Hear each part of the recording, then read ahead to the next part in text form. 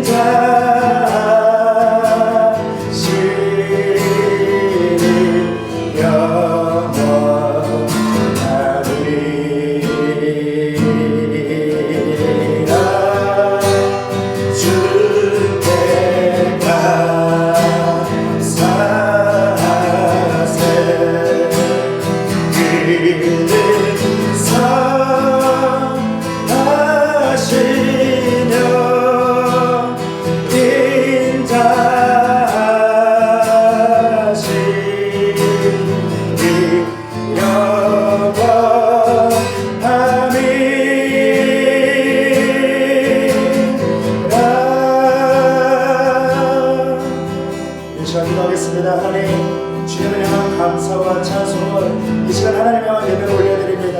바로 이 자리 가운데 성령 하나님 임재하여 주시고, 아버지 하나님 마음을 새롭게 하여 주시고, 아버지 하나님 이것이 예배는 하나님 거룩한 유처소가 하나님의 나라가 되어주기, 하나님의 나라가 되어지게 해달라고 우리 잘 기도하기를 원합니다. 함께 기도하시겠습니다. 주여 주여 주여. 사랑하는 하나님, 아버지 하나님 계속해서 이렇게 예배하지만 아버지 하나님 우리의 마음 중심은 하나님을 향하고 아버지 하나님 우리의 삶에 동초하다 쓰려면 하나님께 있음을 주여 고백합니다. 아버지 하나님 여러분의 감사와 찬송을 아버지를 잊지 아니하고 하나님의 은혜를 바라고 이 시간 아버지를 믿음으로 나아가오니 성령 하나님 이끄시고 인도하여 주시옵소서. 예배의 자리에 하나님의 나라가 임하며 아버지 하나님 선의 축복으로 아버지를 가득하게 하여 주시옵소서. 말씀을 전하시는 우리 영 목사님에게도 아버지 하나님 성령의 힘으로 아버지 하나님 기름을 부어주셔서 아버지 하나님의 복을 말씀이 아버지 하나님 선포될 때에 아버지 하나님 약한 자들의 아버지 위로하심을 얻게 하여 주시고 더욱더 믿음 가운데 견고해지는 하나님의 역사를 되어지게 하여 주시옵소서. 감사드리며 예수님의 이름으로 기도드리옵나이다. 다 같이 기도하시겠습니다. 우리의 모든 삶을 주관하시는 아버지 하나님, 오늘 하루도 저희들을 지켜주시고 카리스선교회 금요철야로 인도하시니 감사드립니다. 오늘 이 예배 가운데 주님의 은혜로 붙잡아 주시고 하나님만 갈망하는 시간 되게 하여 주시옵소서. 지금 이 나라는 갑작스런 코로나19의 확산으로 인하여 고통과 두려움에 사로잡혀 있습니다. 주님께서 이 나라와 민족을 긍휼히 여겨 주시고 하루속히 코로나19가 사라지게 하여 주시옵소서. 코로나19 확산 방지를 위해 밤낮 없이 수고하는 질병관리본부와 의료진을 위로하시고 새 힘을 부어 주시옵소서. 또한 이번 코로나19로 인하여 이 땅에 세워진 하나님의 교회와 성도가 흔들리지 않게 하여 주시고 무엇보다 여의도 순복음교회 모든 예배가 하루속히 정상화되어 모든 성도가 주의 전에서 예배하게 하여 주시옵소서. 원로 목사님과 당회장 목사님의 사역에 기름 부어 주시옵고 영육간의 강건함으로 인도하여 주시옵소서. 이 나라의 근간을 뒤흔드는 동성애와 동성결혼이 합법화되지 않게 하여 주시고 이단 신천지가 근절되게 하여 주시옵소서. 특별히 4월 15일 총선에 하나님을 경외하는 일꾼이 뽑혀 이 나라 정치가 바로 세워지게 하여 주시옵소서. 오늘 카리스선교회 금요철야에 말씀을 전하시는 이용우 목사님 입술을 붙잡아 주시고 능력의 말씀 선포되게 하여 주시옵소서. 말씀을 듣는 모든 지체가 위로와 힘을 얻어 삶 속에서 기적을 경험하게 하여 주시옵소서. 예배의 수종을 주님께 맡겨드립니다. 오직 주의 성령으로 충만하게 채워 주시옵소서. 예수님의 이름으로 기도하옵나이다. 아멘. 네, 오늘 은혜 받으실 말씀은 잠언서 우리 16장 9절 말씀입니다. 우리 잠언서 16장 9절 말씀을 봉독해 드리겠습니다. 사람이 마음으로 자기의 길을 계획할지라도 그의 걸음을 인도하시는 이는 야훼 신이라. 아멘. 할렐루야. 우리 가슴에 손을 얹고 제가 하는 말을 좀 따라해 주시겠습니까? 나는 특별한 초대를 받았습니다. 나는 기쁘게 살고 싶습니다. 하나님이 나를 사랑하십니다. 나는 그 사랑 안에 있습니다. 하나님이 오늘 나에게 말씀하실 것입니다. 나의 마음을 하나님께 열겠습니다. 나의 생각을 예수님께 집중하겠습니다. 나는 행복을 선택하겠습니다. 들은 만큼 반드시 행복해집니다. 들은 만큼 반드시 변합니다. 믿으십니까? 제가 여러분 축복하기 원하는데요. 축복할 때 아멘 하시면 그 복이 여러분들에게 임하게 될 줄 믿습니다. 여러분 행복하십시오. 성령 충만하십시오. 오늘 여러분들에게 좋은 일이 있습니다. 우리가 온라인으로 예배드린 지 벌써 4주 차입니다. 그리고 이번 돌아오는 주일도 오브 온라인 생방송으로 저희가 방영될 예정입니다. 우리 함께 빨리 모여서 예배드릴 그날을 기대하면서 코로나 종식을 위해서 함께 기도해 주시고 여러분들이 있는 처소에 하나님께서 함께 하셔서 골방에서의 기도, 부르짖는 그 기도들이 다 응답되기를 주님의 이름으로 축원합니다. 따라하겠습니다. 하나님의 계획. 하나님의 계획. 하나님의 계획이라는 말씀으로 함께 은혜 받길 원합니다. 여러분 마음에 푸는 생각과 계획이 사람마다 다 다릅니다. 현대인의 특징이 있다면 철저히 계획한다는 점이고 바쁘게 산다는 것인데 요사이 저희 아이들이 생각지도 않은 방학을 맞이해서 지금 집에 머물고 있거든요. 근데 여러분 방학하면은 무엇이 떠오르십니까? 이렇게 동그란 원에 방학을 시작하면 늘 스케치북에다가 이렇게 읽어야 이 계획표를 그리고 이 방학 동안 알차게 지내야지라고 그러지 않습니까? 그런데 방학이 끝나가려고 하면, 개학을 앞두고 나면 어떻습니까? 밀린 일기 쓰기 바쁘고 그 일기장에 그날 날씨가 무엇이었는지, 요즘은 스마트폰으로 그 날씨 검색도 되지만 그 당시는 그 날씨조차도 써야 되는 난이 있어서 되게 당혹스러웠었던, 그래서 고생했던 기억이 있어요. 무슨 의미입니까? 처음에는 인간들이 이렇게 우리가 잘할 것이라고 계획을 세우지만 그 계획이 생각만큼 이루어지지 않는다는 거예요. 뜻대로 되지 않는다는 것입니다. 인생 살면서 돌발적인 상황이 있다라는 거예요. 네, 2019년부터 우리가 송구영신 예배를 잘 드렸잖아요. 그리고 2020년도에 다시 신년 축복성회로 모여서 함께 모여서 기도했잖아요. 그런데 지금의 이 작금의 상황을 누가 알았겠어요? 이런 돌발 상황을 누가 생각이나 했겠습니까? 이번 코로나 사태가 터진 후에 우리가 준비했던 거, 계획했던 거 하나 둘씩 다 취소되는 이런 상황을 누가 알기나 했겠냐라는 거죠. 예배가 취소되고 온라인 예배를 드리고 있는 이 상황은 누구도 예상하지 못한 그런 상황이거든요. 목사님 친구가 마스크를 만드는 회사의 그 과장인데, 그 설날 전만 해도 그 창고에 마스크가 가득 재고가 쌓여 있었대요. 부도 직전이었고요. 그리고 직원들 그 보너스도 주지 못할 정도의 재정난을 겪고 있었다는 거예요. 그래서 그 마스크를 그렇게 덤핑으로 넘기는 그런 상황이 있었었거든요. 그런데 갑자기 설날 이후부터 이 코로나 사태가 터지고 나서 마스크가 지금 금값이 됐잖아요. 현금보다 더 비싼 게 그 마스크 선물을 하면 좋아하는 그런 상황이 됐잖아요. 약국에서 그 공적 마스크라고 해서 줄을 서서 구입해야 되는 그런 상황이 됐지 않습니까? 이것은 무엇을 의미합니까? 우리가 한치 앞을 모르는 인생이라는 거예요. 우리가 좋게 계획을 해도 그 계획 안에 우리가 그 계획대로 다 뜻대로 되지 않는다라는 거예요. 아무리 계획한다고 한들 내일 일을 알지 못하는 약함이 저와 여러분 안에 있다라는 것입니다. 우리는요, 잠언 27장 1절에 이 말씀을 기억합니다. 너는 내일 일을 자랑하지 말라. 하루 동안에 무슨 일이 일어날지 내가 알 수 없느니라. 우리 야고보서 4장 14절에 내일 일을 너희가 알지 못하는도다. 너희 생명이 무엇이냐? 너희는 잠깐 보이다가 없어지는 안개니라 라고 말씀하고 있어요. 예전에 여러분 미아리에 점집이 많았어요. 목사님이 그 기름동에 있는 옛날 서라벌 고등학교 다녔었거든요. 거기 미아리 이렇게 고개 넘어가면 점집이 되게 많았어요. 4.15 총선을 앞두고 아마 되게 많은 사람들이 그 점집에 가서 점을 보게 될 것입니다. 그러나 여러분, 점쟁이들한테 미래를 다 맞추는 신통함이 있었다면 그들이 점을 보면서 앉아있지 않고 아마 다 마스크를 샀을걸요. 무슨 말이에요? 점쟁이들조차도, 그들조차도 한치 앞을 모른다는 것입니다. 그런 볼 눈도 없다라는 것입니다. 며칠 전에 JTBC에서 돈길만 걸어요 정산회담이라는 이 프로그램의 게스트로 김지민 씨가 나왔는데, 이 김지민 씨가 전현무 씨와 함께 구경 갔던 그 아파트가 6억이나 올랐다고 안타까워하는 그런 기사를 제가 보았거든요. 이런 후회하는 사람이 한둘이겠어요?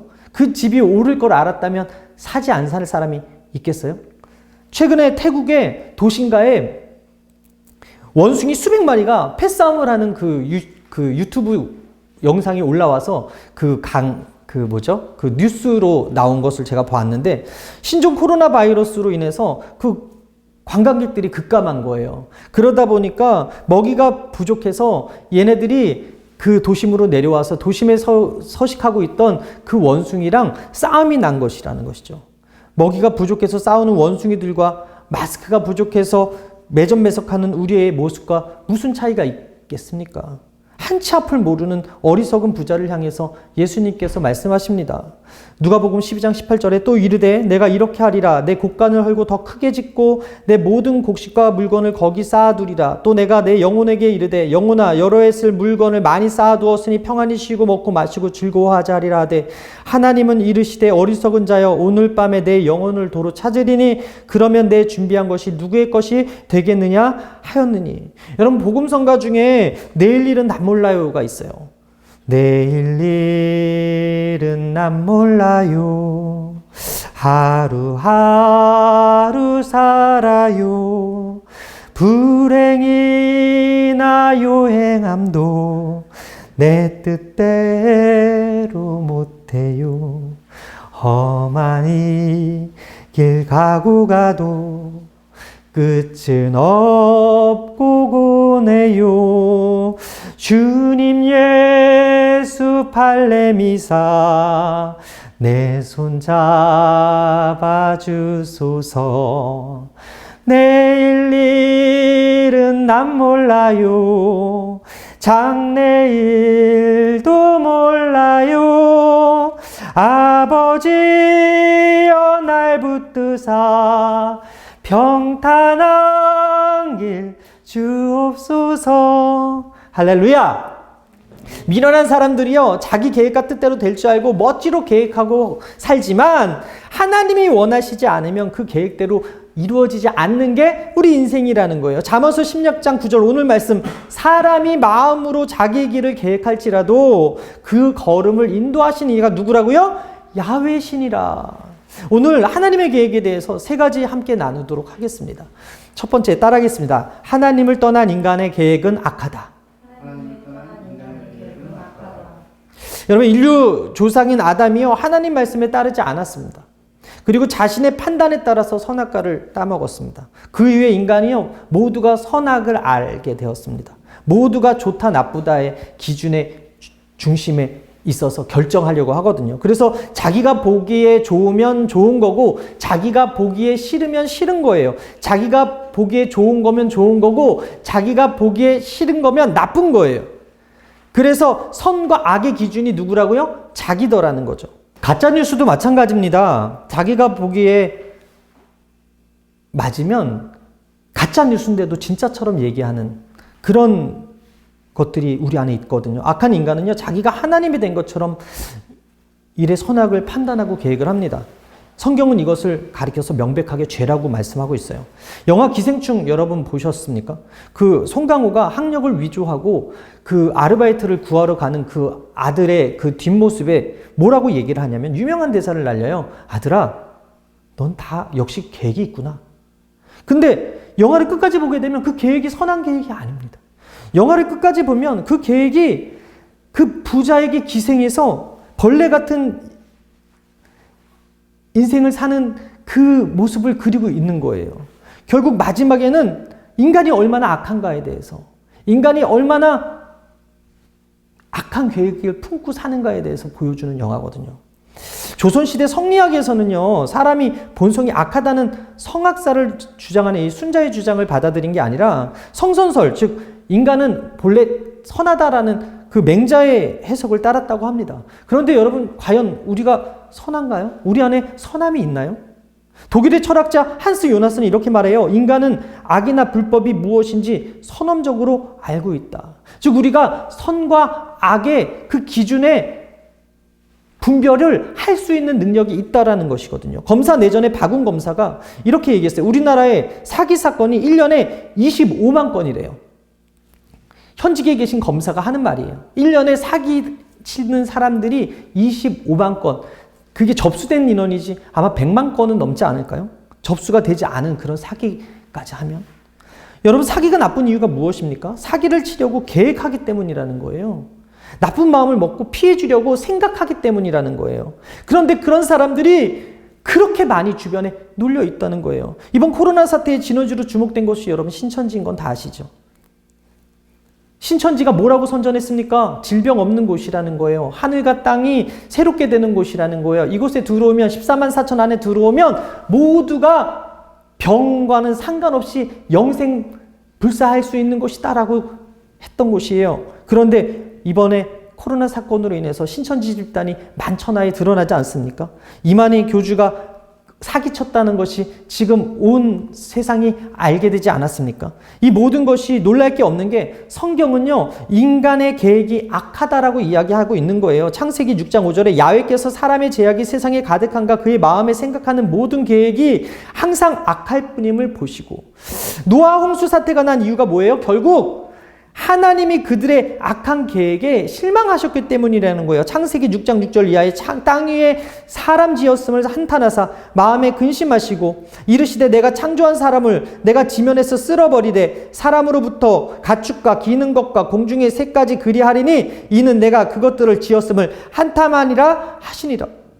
이번 코로나 사태로 인해서 충격적인 뉴스가 어떤 사람이요, 교회마다 다니면서, 상가 교회마다 다니면서 교인들이 손이 닿을 만한 곳에 자신의 채들을 막 묻히는, 채취들을 묻히는 그 영상이 공개가 되었어요. 이 남성에 대해서 경찰이 수배를 내렸는데 이 사람이 신천지인지 아니면 악한 의도를 가지고 병을 옮기려고 하는 코로나 확진자인지는 몰라요. 그러나 수배 중이어서 알지는 못하지만 한 가지 확실한 게 뭐예요? 결국은 교회를 무너뜨리려는 악한 생각으로 이런 행동을 하고 있다라는 거예요. 신천지와 교회가 같은 집단이다라는 그 프레임을 씌우게 하려고 하는 악한 계획이 있더라는 거예요. 여러분, 살아계신 하나님을 무시하는 사람의 욕망은요, 끝을 모르고 사는 거예요. TV를 보십시오. 날마다 들려지는 뉴스를 들어보십시오. 그들이 우리에게 가르쳐주는 것이 무엇이에요? 인간이 악하다는 거 아니겠습니까? 여러분, 요즘 주식시장이요, 끝을 모르고 추락하고 있다고 합니다.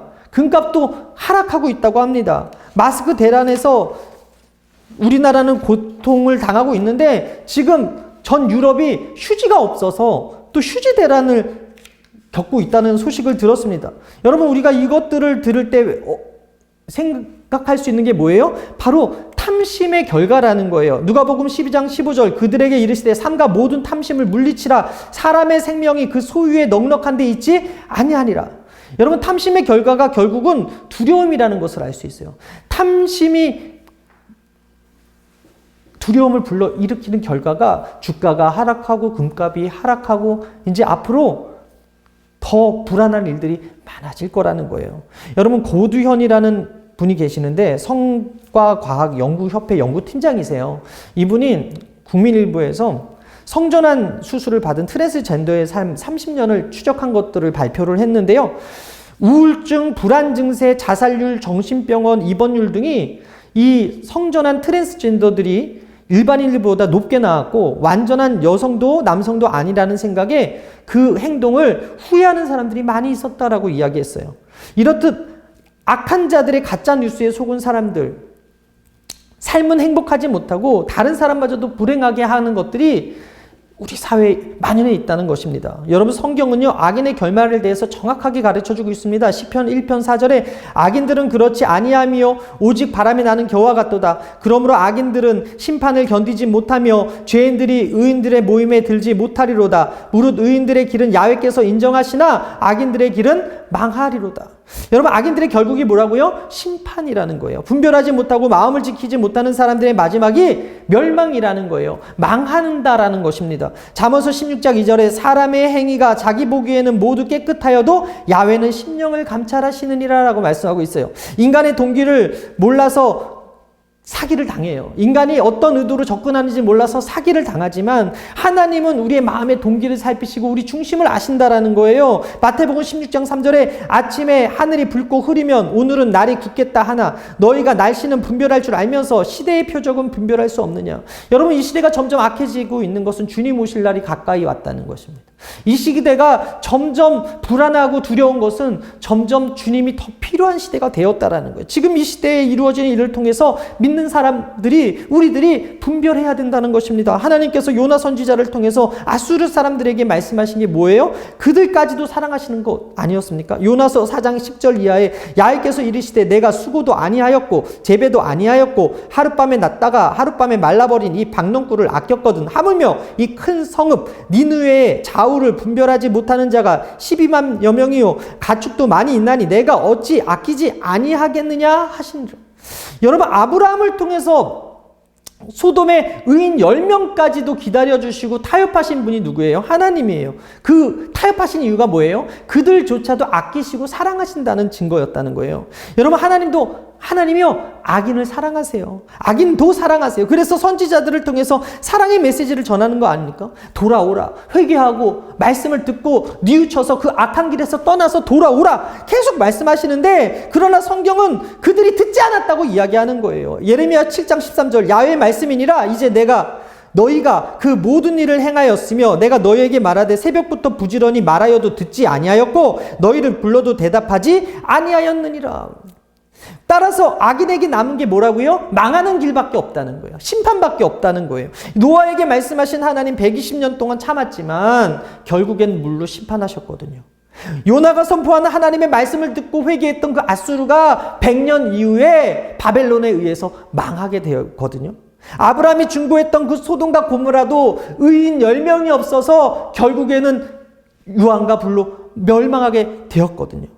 수많은 선지자를 통해서 우상을 버리고 주님께로 회개하고 돌아오라고 그렇게 하나님께서 북이스라엘과 남유다에 사람을 보내서 이야기했지만 그들은 듣지 않았어요. 우상을 숭배했어요. 이방을 의지했어요. 악한 길에서 떠나지 않았어요. 결국 그들도 722년과 586년에 기원전에 다 멸망하게 되더라는 거예요. 성경은 우리에게 분명히 말해요. 잠언 24장 1절에 너는 악인의 형통함을 부러워하지 말며 그와 함께 있으려고 하지도 말지어다. 잠언 24장 19절 이하에 너는 행악자로부터 말미암아 분을 품지 말며 악인의 형통함을 부러워하지 말라. 대저 행악자는 장래가 없겠고 악인의 등불은 꺼지리라. 내 아들아 야훼와 왕을 경외하고 반역자와 더불어 사귀지 말라. 대저 그들의 재앙은 속히 임하리니 그들의 멸망을 누가 알랴.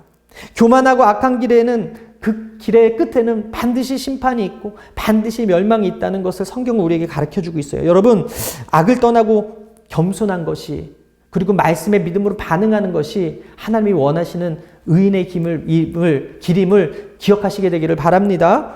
하나님이 분명히 말씀하셨어요. 회개하고 돌아와라. 그럼 내가 용서하고 너를 사랑할 것이다.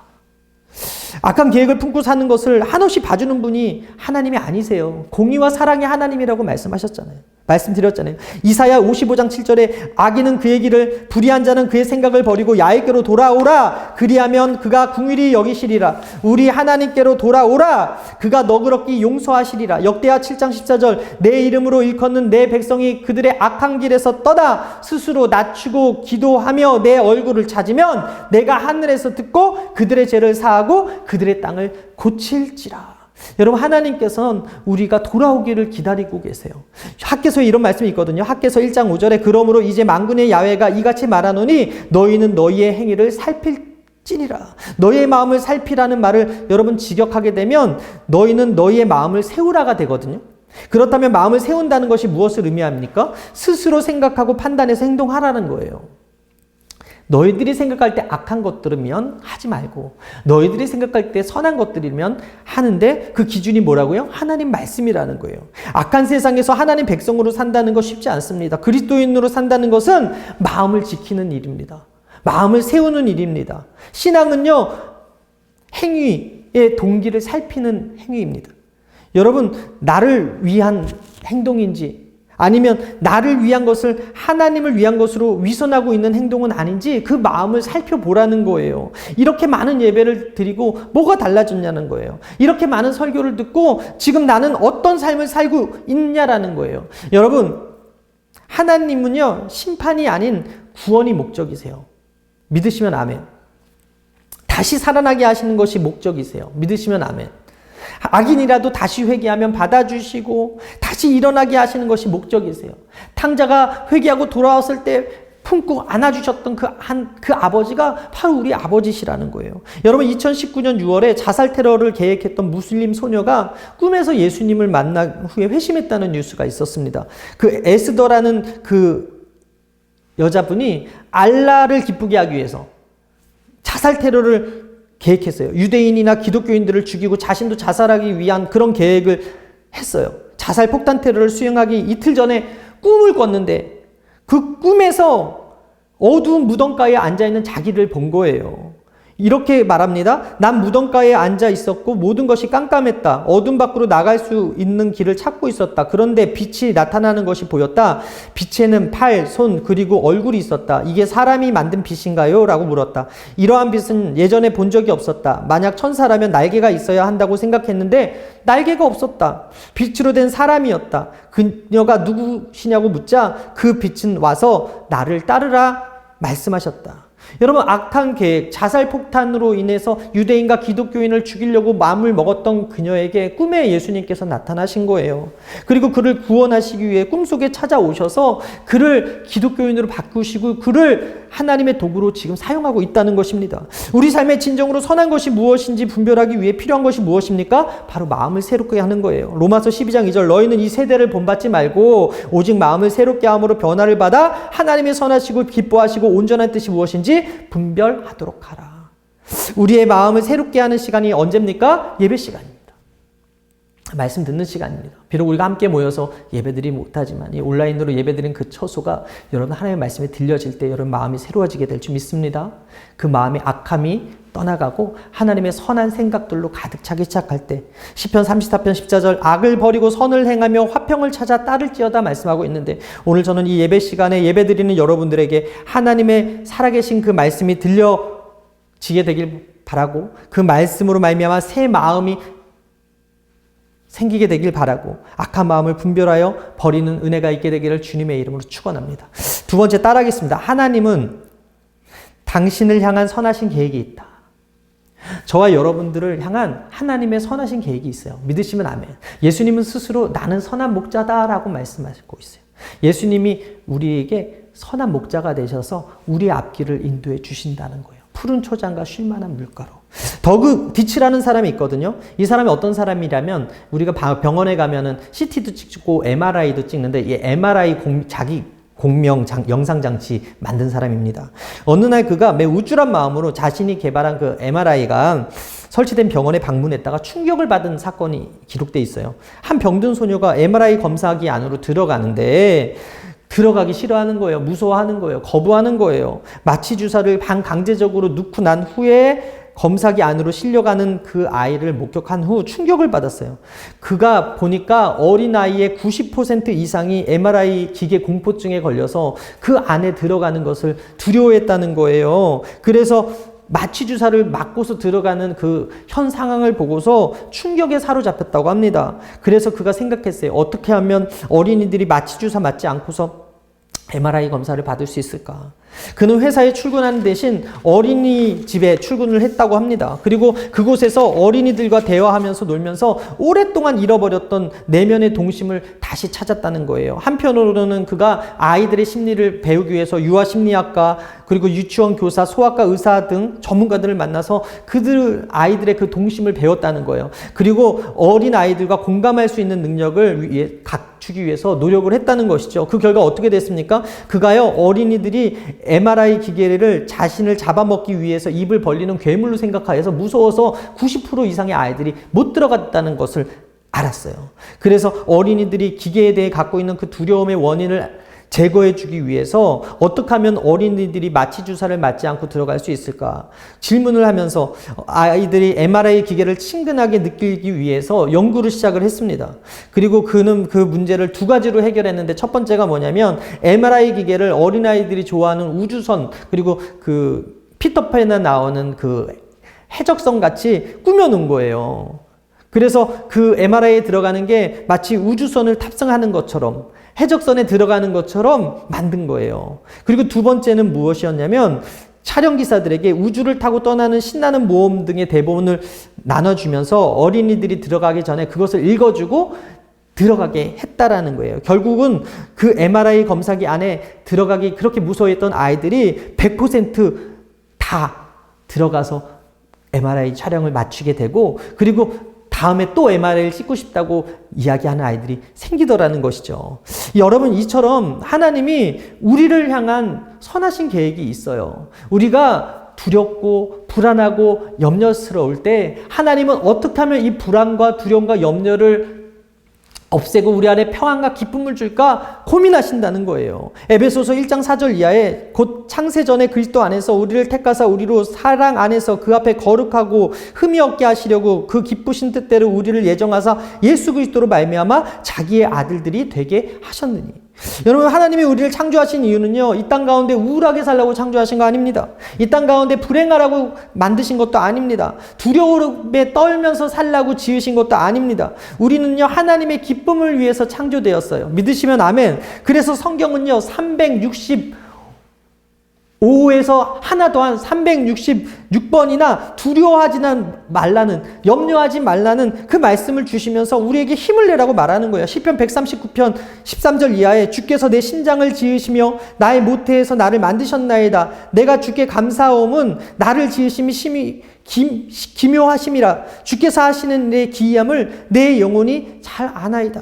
여러분, 우리는요 하나님이 신묘막측하게 만든 사람들이에요. 믿으시면 아멘. 자존감이 약해지면 자기 자신을 비하하며 살아요. 그래서 행복하게 만든 그 인간들이 행복하지 못하게 살고 우울증으로 고생하고 사는 거예요.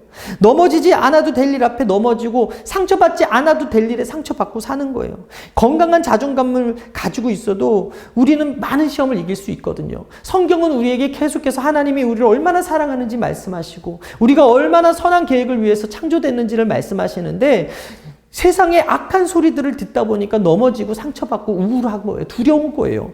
여러분, 한세대학교 가족상담학과의 최강영 교수님께서 쓴 나는 내 편이라고 생각했는데 라는 책이 있습니다. 그 책을 보게 되면 아이의 걸음마에 대한 이야기가 나와요. 우리 아이가 지금 15개월째 돼서 이제 열심히 걸음마를 하고 있는데 제가 이 책을 보고 되게 은혜를 받았어요. 뭐라고 써있냐면 인생에서 응원이 가장 많이 필요한 최초의 시기는 다름 아닌 걸음마 때다. 아이는 자라나면서 자신이 엄마와 분리된 별개의 존재라는 것을 인지하게 되는데 이를 행동으로 나타내는 것이 바로 걸음마다. 걷는 능력은 스스로의 선택에 의해 자유롭게 이동할 수 있는 것이 옳은지 아닌지에 대한 확신이 없다. 그래서 아이들은 걸음마를 할 때 엄마를 살펴본다. 엄마가 어떤 표정으로 자신을 보고 있는지, 자신을 향해 어떤 몸집을 보이고 있는지, 어떤 말투로 이야기를 하는지를 말이다. 바로 그 순간 부모가 웃고 있으면 긍정의 신호로 받아들이고 걸음마를 시작한다. 만약 이 순간 아이에게 아무런 응원과 지지를 보내지 않는다면 아이는 불안감을 느끼게 되고 걸음마를 하는 게 맞는지 아닌지 확신하지 못한다. 이 무렵 아이들은 자기를 계속 격려해주는 엄마가 필요하다. 세상을 향해 첫 발을 내딛는 생후 18개월부터 3세 시기에는 무엇보다 부모의 응원이 절실히 필요하다. 여러분, 아이에게 걸음마가 최고 중요할 때 부모의 응원과 격려가 필요하듯이 하나님은 선하게 창조된 우리, 하나님의 선한 계획 아래 창조된 우리가 이 어려운 환경 속에서 굳건히 두 발을 딛고 일어나도록 지금도 말씀으로 격려해 주시고 응원해 주신다는 사실을 믿으시게 되기를 바랍니다. 창세기 1장 31절에 하나님이 지으신 그 모든 것을 보시니 보시기에 심히 좋았더라. 저녁이 되고 아침이 되니 이는 여섯째 날이니라. 여러분, 우리를 창조하시고 나서 이 만물을 창조하고 나서 하나님께서 보시기 심히 좋았다고 이야기하는 거예요. 만약 누군가가 여러분 눈에 못생기게 보입니까? 누군가가 안 예쁘게 보입니까? 이렇게 생각해 볼 필요가 있어요. 난 아직도 하나님의 눈이 없는 사람이구나. 그런데 누군가가 아름다워 보입니까? 누군가가 장점이 보입니까? 그렇다면 여러분들은요, 하나님의 눈을 장착한 사람들이라는 거예요. 하나님의 눈을 가지면 우리가 보는 모든 사람이 아름답게 보여야 된다는 것입니다. 그렇기 때문에 단 하나뿐인 아들을 보내서 우리를 살리려고 하신 거 아니겠어요? 우리를 너무 사랑하셔서 독생자 예수님을 선물로 주신 거 아니겠어요? 우리가 해야 할 일은 무엇입니까? 하나님께서 내가 너를 신묘막측하게 만들었다고 말씀하신 그 사실을 믿는 거예요. 하나님이 나를 만드시고 보시기에 좋았구나라고 평가하셨다는 것을 믿는 거예요. 그분이 나를 선한 길로 지금도 붙드시고 인도하고 있다는 사실을 믿는 거예요. 비록 이 눈에 아무 증거 아니 보이고 이 손에 아무것도 잡히지 아니하고 이게 아무 소리 아니 들리고 우리 앞길이 칠흑같이 어두운 절망의 상황이고 지금 이 코로나 사태가 언제 끝날지 모르는 상황일지라도 하나님은 나의 길을 너무나 잘 아시고 내 미래를 너무 잘 아신다.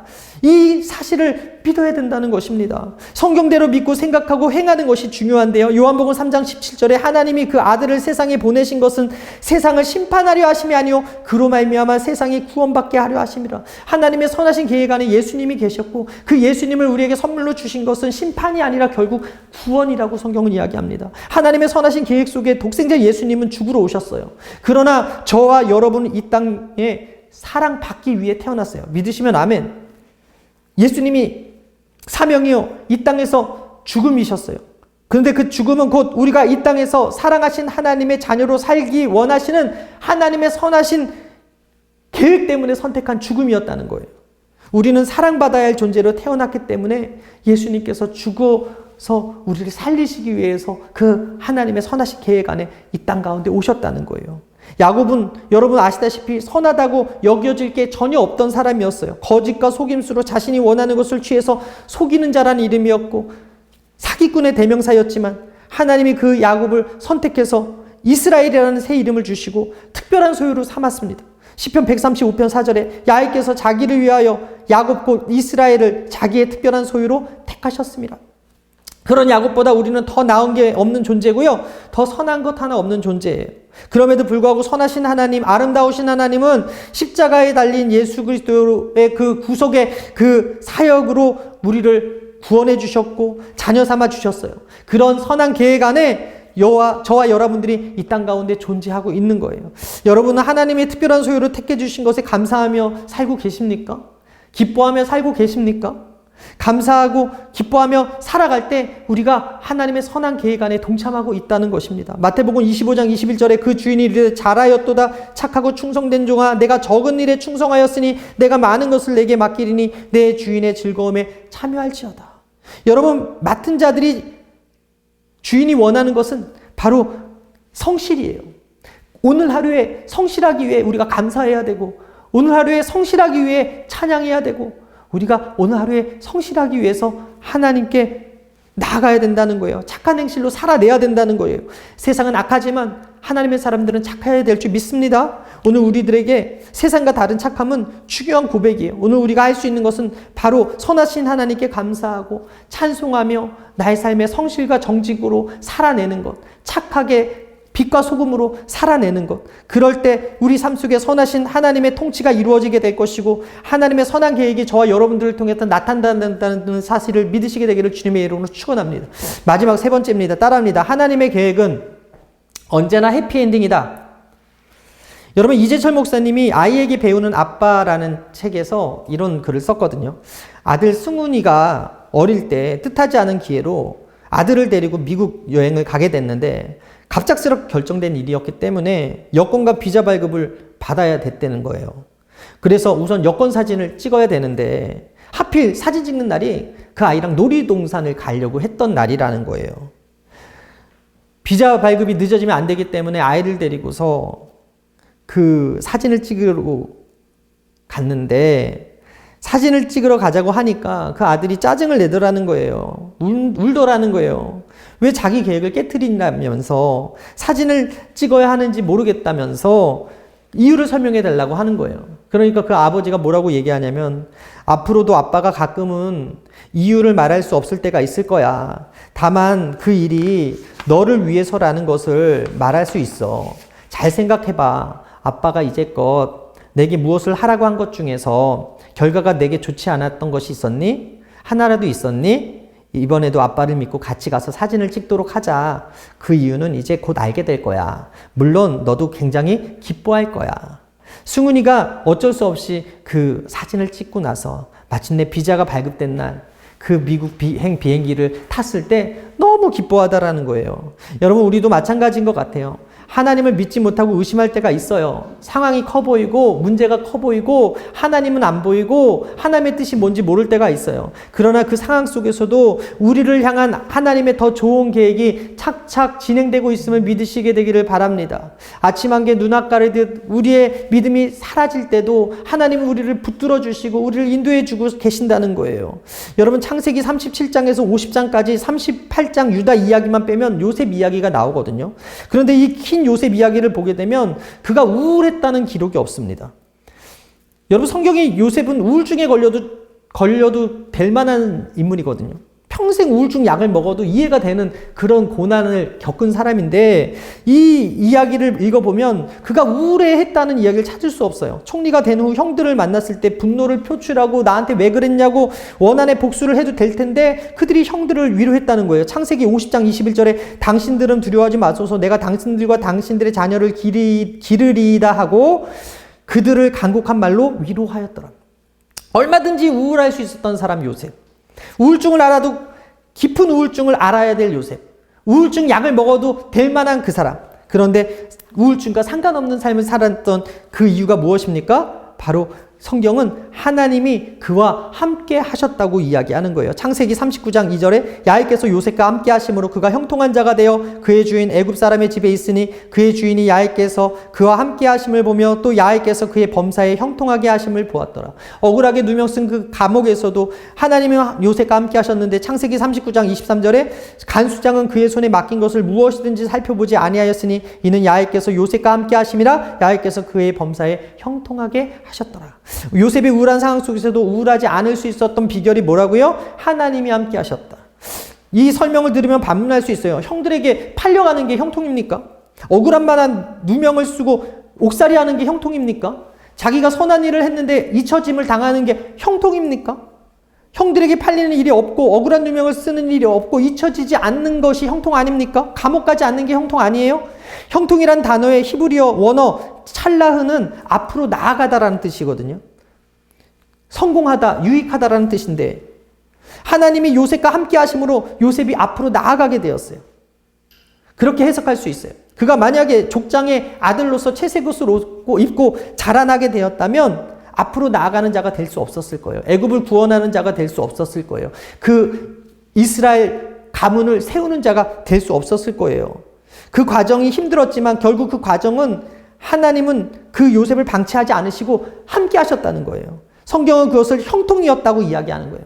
지금 당장은 전혀 형통한 것 같지 않고 성공한 것 같지 않지만 그 속에 형통이 감추어져 있고 성공이 감추었다는 것을 우리가 요셉을 통해 볼 수가 있는 것입니다. 아론백이라는 인지치료학자가 있는데요. 이 사람이 우울증에 걸리는 세 가지가 있대요. 인지삼재라고 불리는 거. 첫 번째, 나를 부정적으로 본다는 거예요. 하나님이 선하신 계획 안에 창조된 나를 부정적으로 보고 하나님이 보시기에 심히 좋았다고 창조하신 그 세상을 부정적으로 보고 하나님께서 책임지시겠다고 약속하시겠다고 하는 그 미래를 부정적으로 본다는 거예요. 우울증을 앓고 있는 사람들 대부분이 현재의 고난을 근거로 미래를 해석해서 미래에는 더 불행할 거라고 생각한다는 거예요. 사도 바울은 로마서에 이렇게 고백합니다. 로마서 8장 18절에 생각하건대 현재의 고난은 장차 우리에게 나타날 영광과 비교할 수 없도다. 비록 지금 감옥에 갇혀 있고 비록 지금 복음 때문에 핍박을 당해도 바울이 생각하건대라고 이야기한 것에 여러분 주목하십시오. 아론백의 표현에 빌리면 인지거든요. 바울은 현재 고난이 미래의 영광과 비할 바 못하다라고 이야기합니다. 놀랍게도 장차 하나님이 나타날 영광과는 비할 수 없는 고난이다라고 이야기하는 거예요. 인생길에서 하나님을 대입하고 미래를 인지하면 그 미래가 영광스러울 것이다 라고 바울이 이야기하고 있는 거예요. 마태복음 6장 34절 그러므로 내일 일을 위하여 염려하지 말라. 내일 일은 내일이 염려할 것이요 한날의 괴로움은 그날에 족하니라. 이 말씀의 뜻은요. 내일은 내일 스스로 염려할 것이니 오늘 행복하라는 거예요. 총신대 김지창 교수가 본문을 이렇게 풀어 설명합니다. 내일의 주인이신 하나님을 적용해서 읽어보라. 내일은 내일의 주인이신 하나님이 염려하실 것이니 내일 일은 너희가 염려하지 말라. 내일은 우리의 영역이 아니다. 따라합니다. 내일은 나의 영역이 아니다. 내일은 내일의 주인이신 하나님께 맡기자. 여러분 후에 요셉이 형들한테 이런 고백을 하거든요. 창세기 45장 7절에 하나님이 큰 구원으로 당신들의 생명을 보존하고 당신들의 후손을 세상에 두시려고 나를 당신들보다 먼저 보내셨나니 그런즉 나를 이리로 보낸 이는 당신들이 아니요 하나님이시라. 하나님이 나를 바로에게 아버지로 삼으시고 온 집의 주로 삼으시며 애굽 온 땅의 통치자로 삼으셨나이다.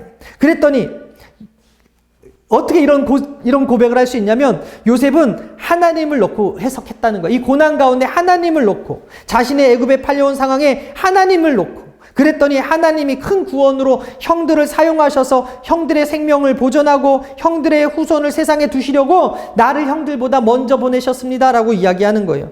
요셉은 해석을 잘한 사람이었어요. 해석을 잘했기 때문에 우울증에 걸리지 않았어요. 하나님은 요셉의 형들의 죄를 통해서 더 큰 선을 이루도록 만들어 주셨다는 거예요. 만약 요셉이 없었다면 이스라엘 백성뿐만 아니라 수많은 사람들이 그 기근에 죽어 나갔을 것이거든요. 저는 이번 코로나 사건을 통해서 또 하나님께서 어느 요셉을 준비해 놓으셨을 거라고 분명히 생각합니다. 7년 기근을 만난 우리에게 하나님께서 지혜로운 하나님의 사람을 세워서 백신을 분명히 개발하고 우리가 예전처럼 다시 돌아가게 될 거라고 믿습니다. 로마서 8장 28절에 우리가 알거니와 하나님을 사랑하는 자 그의 뜻대로 부르심을 입는 자들에게는 모든 것이 협력하여 선을 이룬다. 지금은 고난이지만 우리가 하나님을 놓고 생각하면 미래는 밝을 것이고요.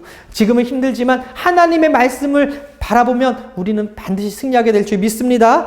날마다 살아나는 큐티의 김양재 목사님이 한 고백입니다. 남편이 급성 암으로 세상을 떠나고 저는 30대 젊은 나이에 홀로 되었습니다. 그런 제가 하나님의 간증을 통해 말씀을 전하라 하셨을 때 두려움이 클 수밖에 없었습니다. 믿음 없는 사람들이 듣기에 불행으로 밖에 여겨지지 않는 남편이 죽은 이야기였습니다.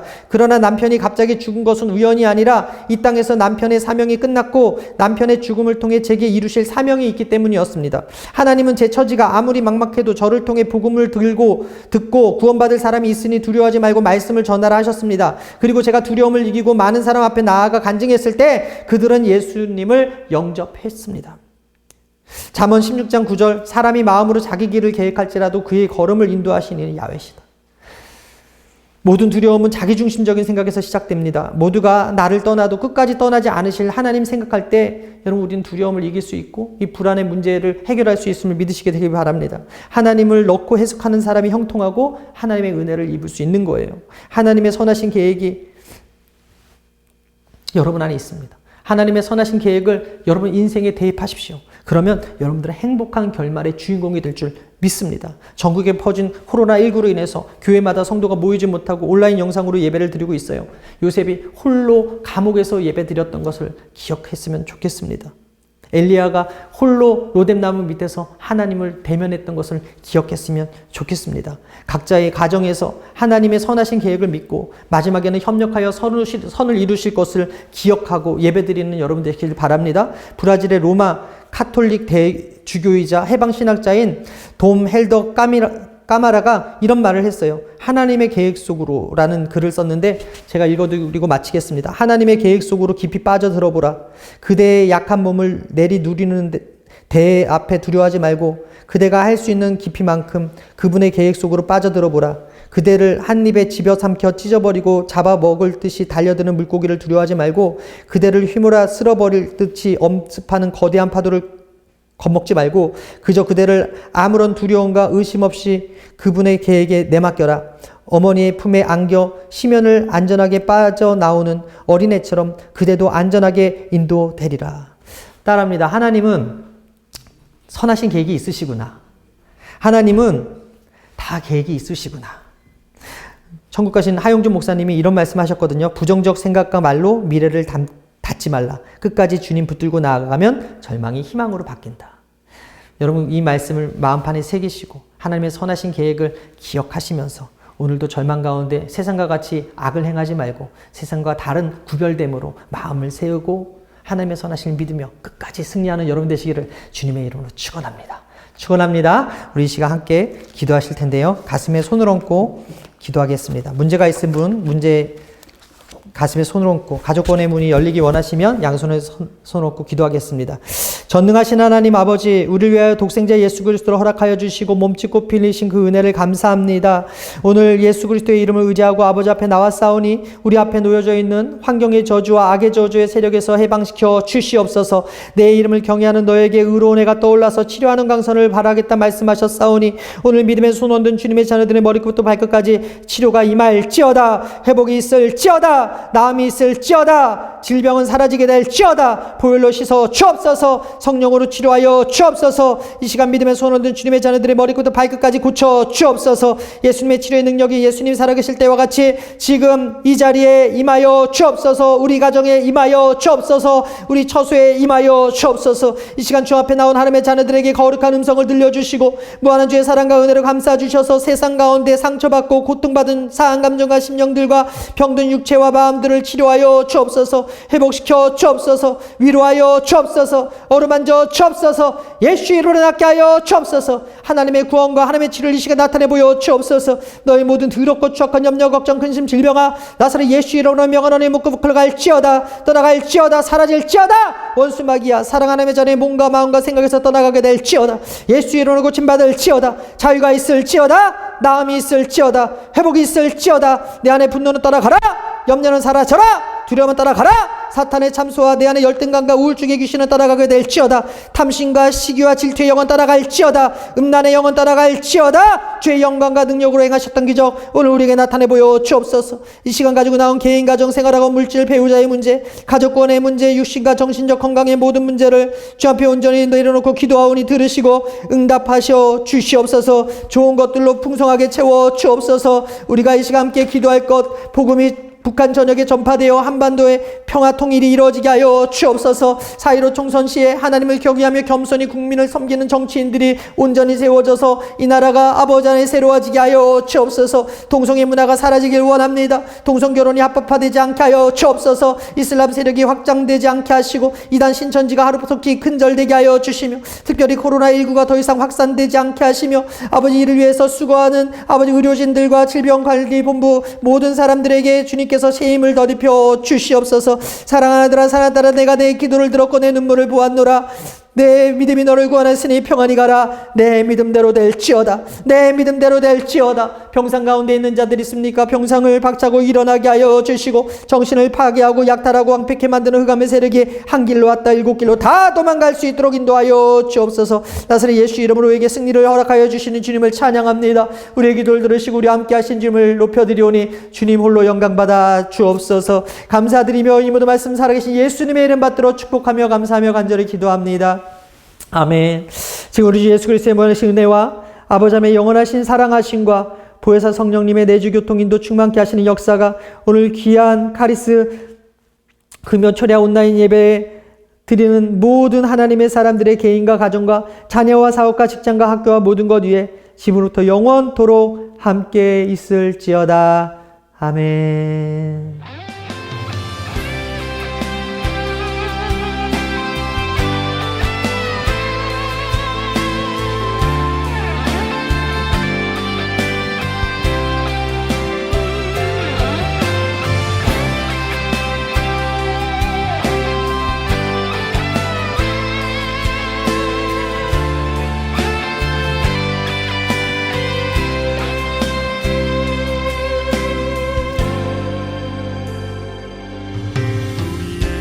소원이 하나 있네.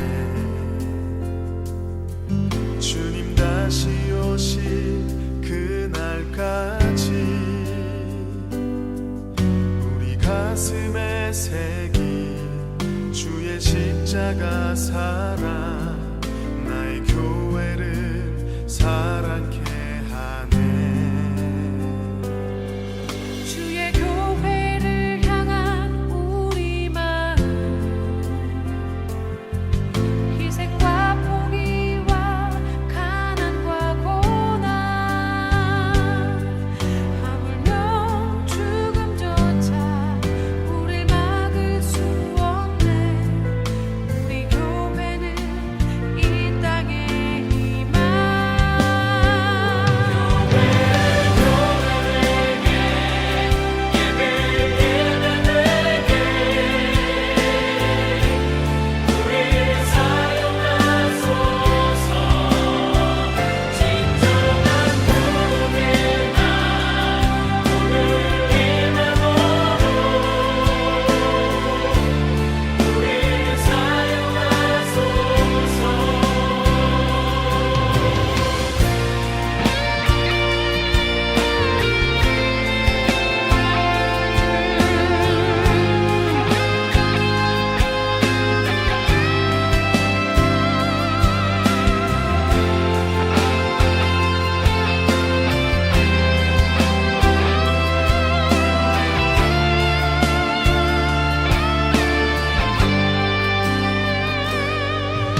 우리에겐 소원이 하나 있네. 주님 다시 오실 그날까지 우리 가슴에 새긴 주의 십자가 사랑